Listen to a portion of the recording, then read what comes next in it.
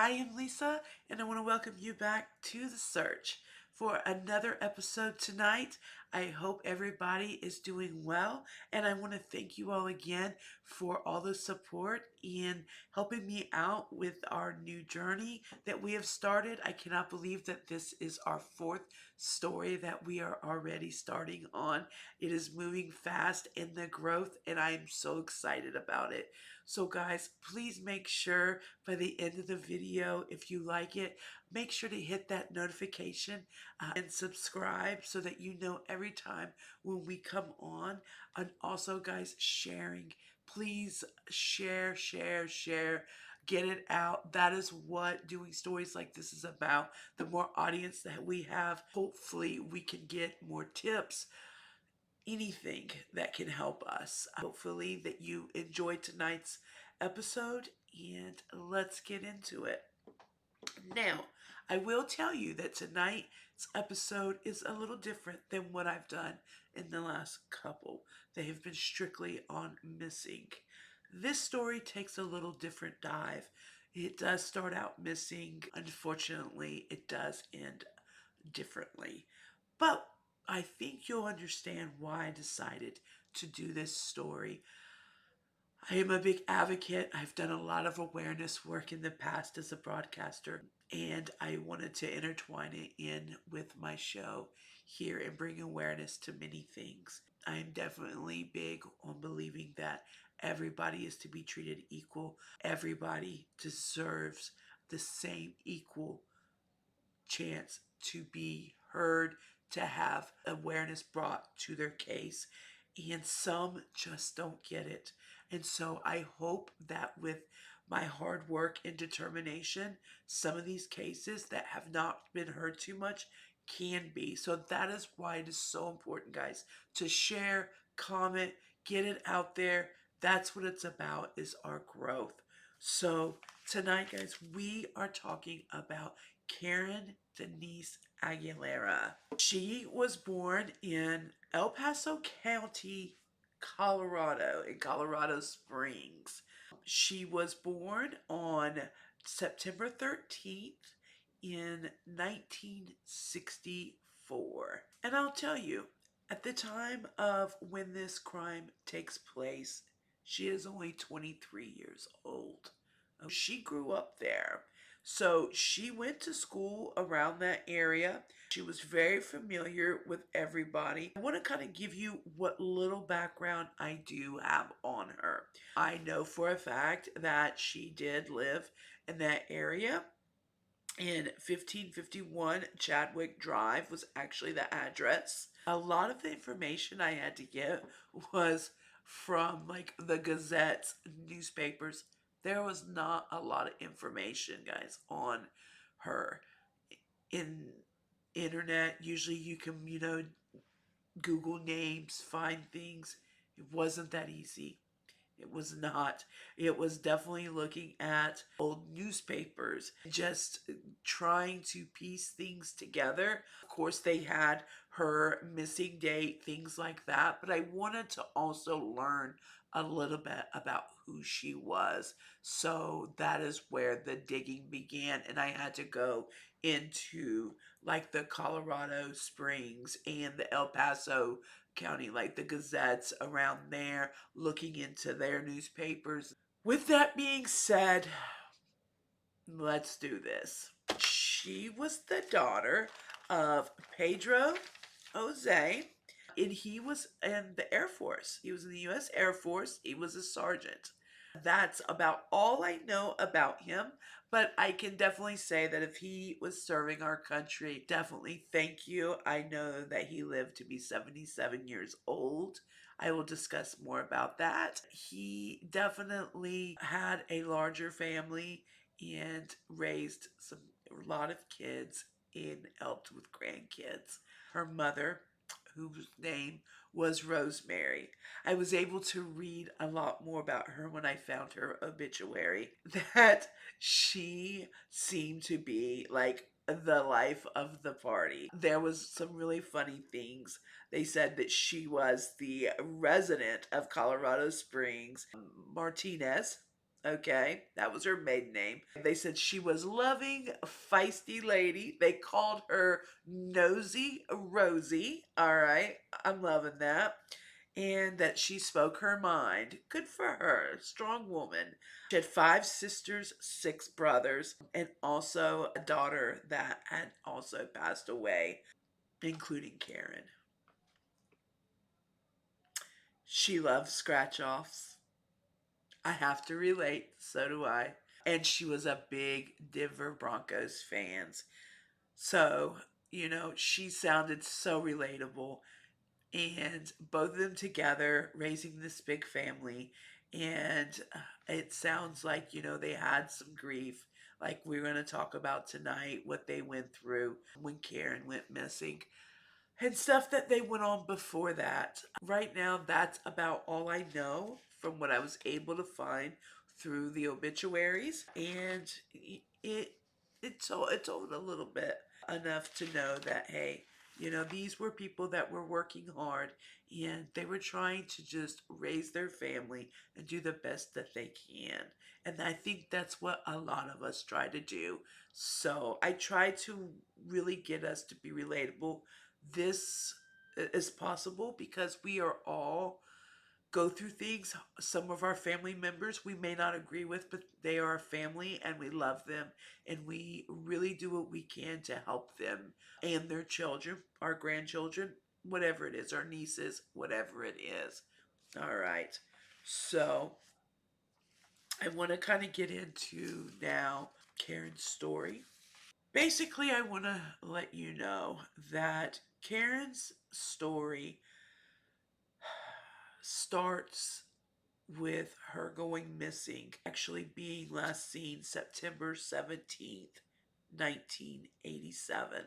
Okay? At this time, she was 23 years old. She wasn't reported until October missing. Like I said, it wasn't that long. We're only talking because it was the end. It's the 17th. Well, kind of the middle. She wasn't like she was in and out doing things. And I'm going to tell you a little backstory so it would make sense of why in October the parents would finally put out a report. She went to Mitchell High School. She was actually class of 83. All right. And she was there 81, 82, and 83. So she went to school with everybody there, very familiar with everybody roundabout. And, so she was doing things. She decided, though, when she got out, it seemed like things started to take a rough turn. I know that she's, from what I can read and tell by doing the dates and what they're talking about, I believe that she had a child around 16 because they talk about a story when she's 19 in the papers and it mentions a 3-year old. So I will say that she did have one of her first children at 16, possibly 17. But anyway, she finished school. In 1984, there was an incident. In 1984, I was able to find some information in the newspaper where it says a woman is arrested in kidnapping a Colorado Springs mother of two. Two women who allegedly helped kidnap two young children and their mother Saturday night were arrested Sunday in Colorado Springs, police said.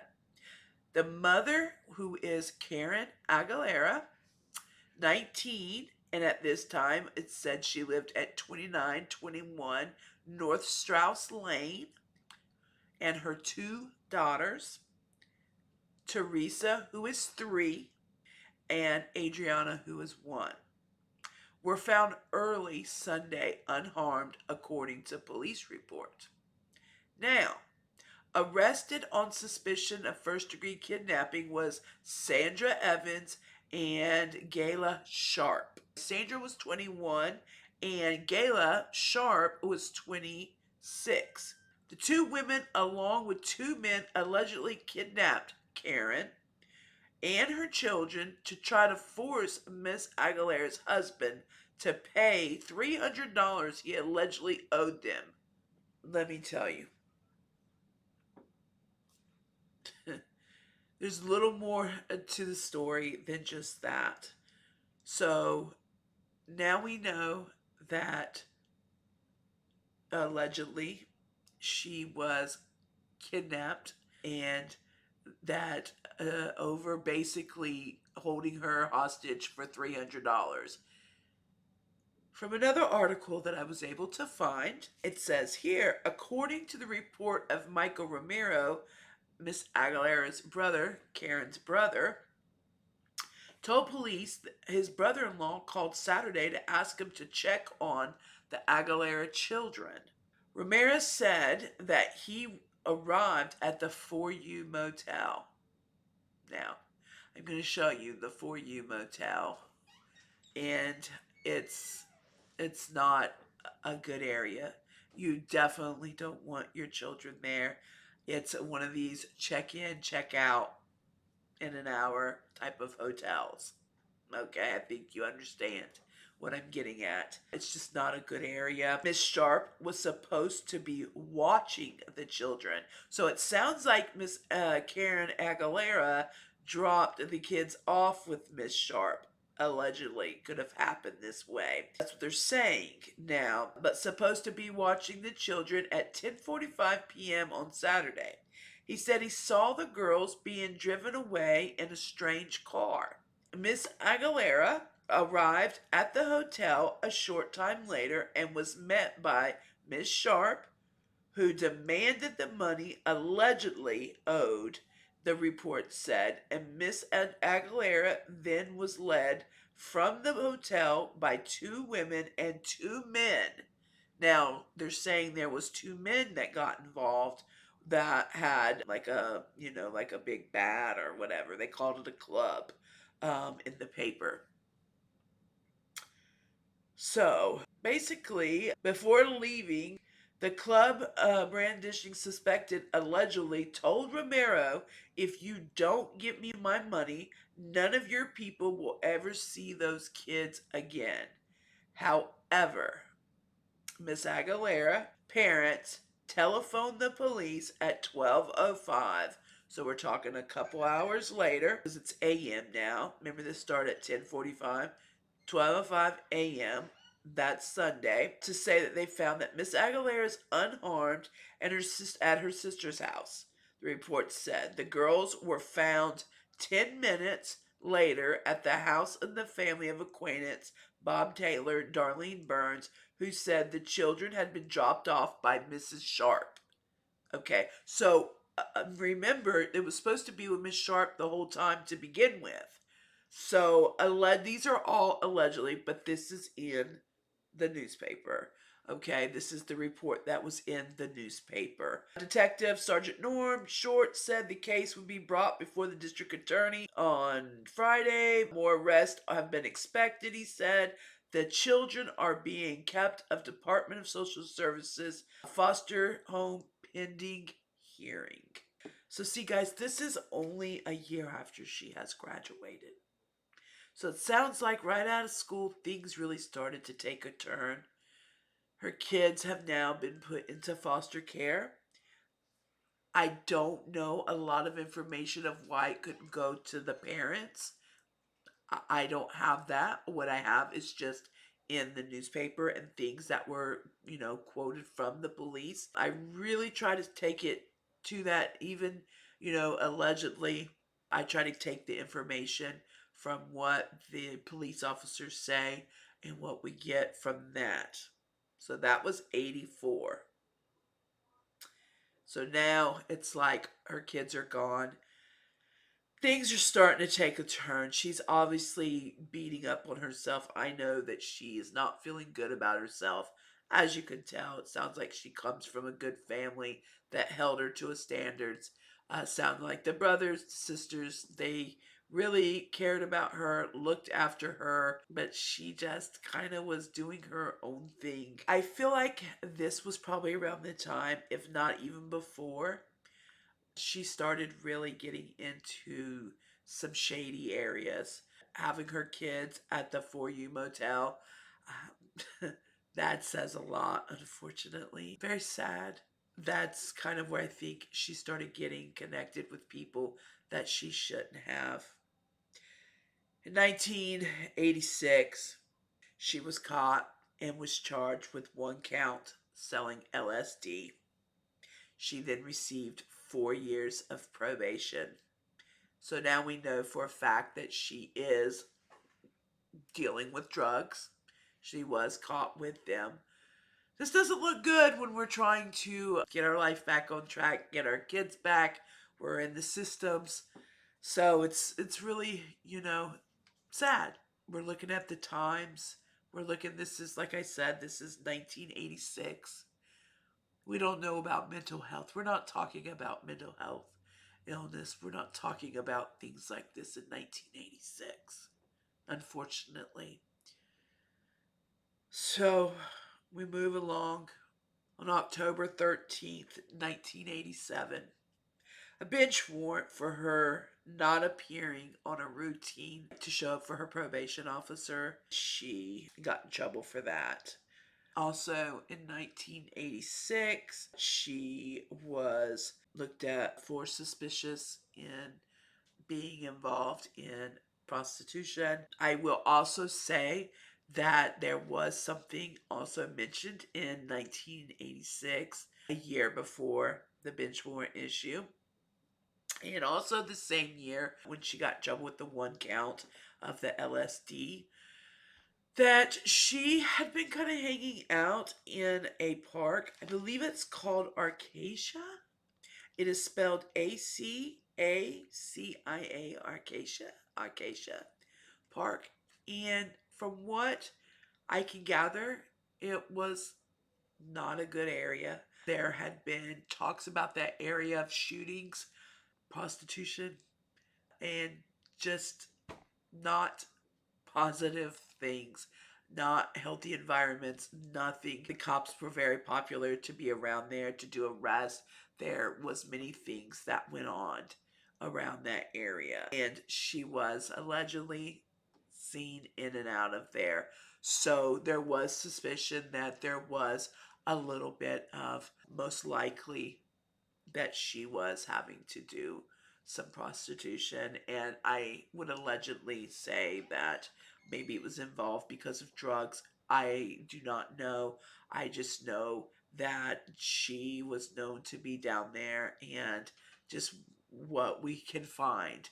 Okay, so basically, I want to sum it up on this part of saying after she graduated in the class of 83, 84, 85, 86, 87, these years were not good. She really took a turn, and I really probably believe that it all started or escalated, I would say, once the children were taken away. It probably started before there, which is why she started getting involved with people that weren't so nice. It escalated from there.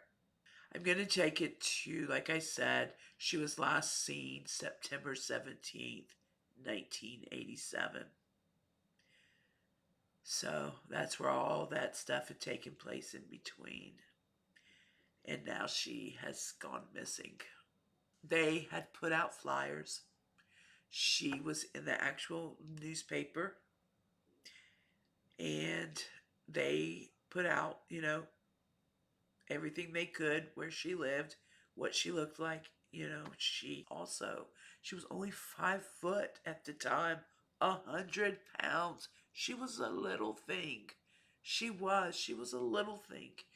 And she had children that I know that her family, they spoke about in her eulogy, in her obituary, how much she loved them. While the search going on, there wasn't a whole lot that went out. She's 23, and people looked, they didn't find anything until one day, May 10th, 1988, an airplane, a smaller airplane, is flying over and is flying pretty low. And he is going over the field, which is on the Curtis Road and Falcon Highway.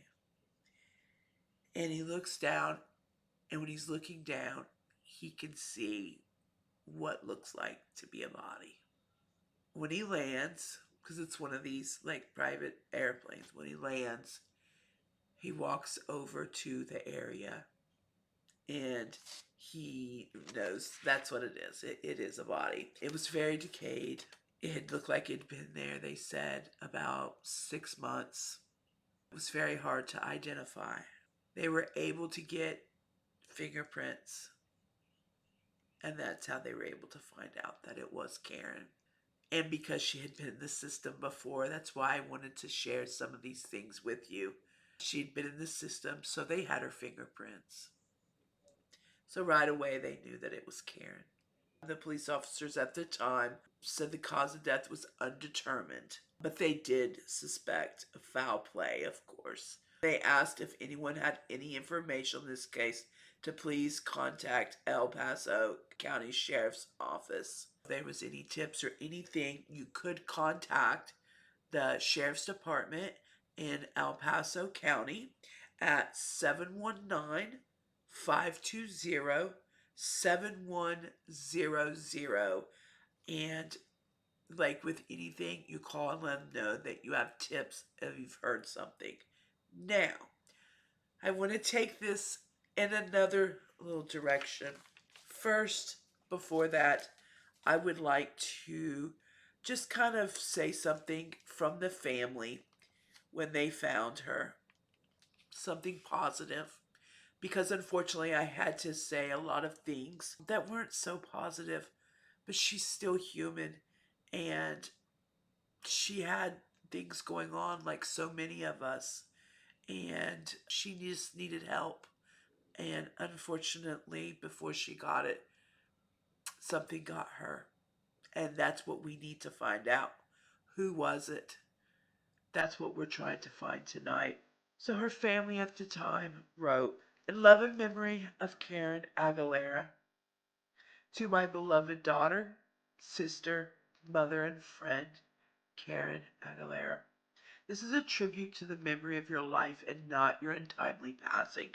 It is a time to remember your smile, your warmth on the day of the birth of your existence, September 13th, 1964.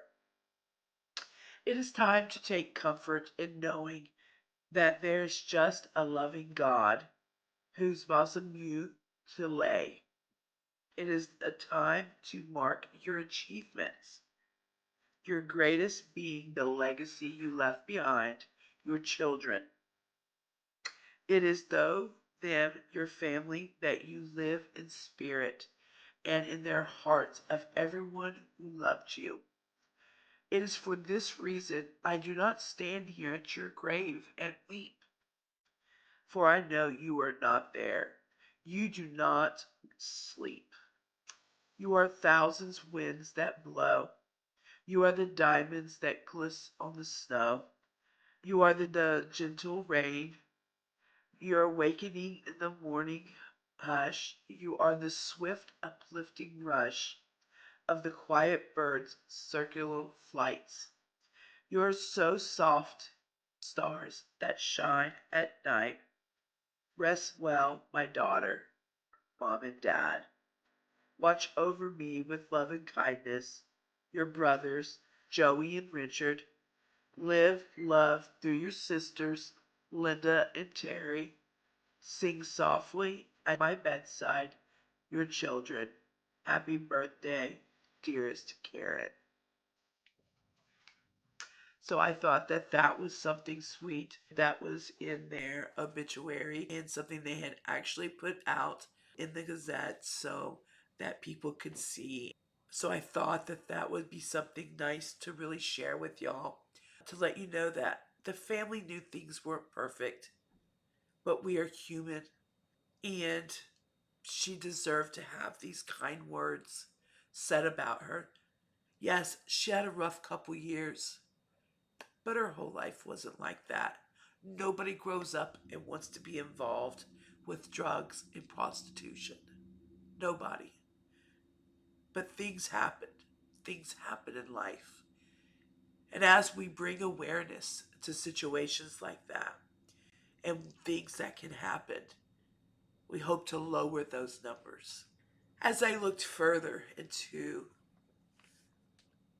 the papers and whatever things I could look at online, what was going on in El Paso at the time, just looking at as much as I could possibly get. One thing I wanted to also bring up, did she just come across a bad deal? Was it people that knew her that did this to her, allegedly? Or was this someone that had been watching her, or even bigger than that? So what I found out in 1996, there was said to be, from 1974 to 76, 15 homicide cases handled by the El Paso County Sheriffs that have not been solved and are open cases, and one of them are Karen's. That's a lot. That's a lot. So, I don't have a lot of theories on this. Did we have a repeat offender in the area? 15 unsolved in this area. Like I said, there was places to be known that were bad, but every city has things like that. I found this case to be one of like so many. Sometimes I feel that people may be judged on their lifestyle, and maybe the search is not that strong. And we have to stop that. We have to acknowledge these people. We have to find justice for them. It doesn't matter what industry they were in, what they were doing, their lives mattered. So I feel that although this story today was a little different than the norm, she did go missing. She was found 6 months later, and she's never gotten justice. Her family never received justice. Rosemary passed away in 2014, her mom that I talked about earlier. And Pedro had passed away in 2004 at 77. Nobody ever got justice. Her children. So nobody knows. So that's why I thought it was important to read that little memorial that was wrote for her, because I think that's what the last things people need to hear about her. And you know what, guys? There's 15 unsolved cases since 74. Somebody has to know something. Somebody has to know. Somewhere needs to connect the dots. Something. I hope with just this one story that I get out, that it makes a difference. I ask that you share, that you care enough to share, and that you think about if this was someone in your family. We don't care of the bad things when they're gone. We only think of the good things. She was a mother, a sister, a daughter, and her life was worth something. Not to just be left in a field. As I do at the end of all my searches, I like to make a ribbon for them. So this one is for Karen Aguilera. September 17th, 1987 was the last time she was seen. She's 23 years old. So this is a ribbon of prayer, and that we find justice.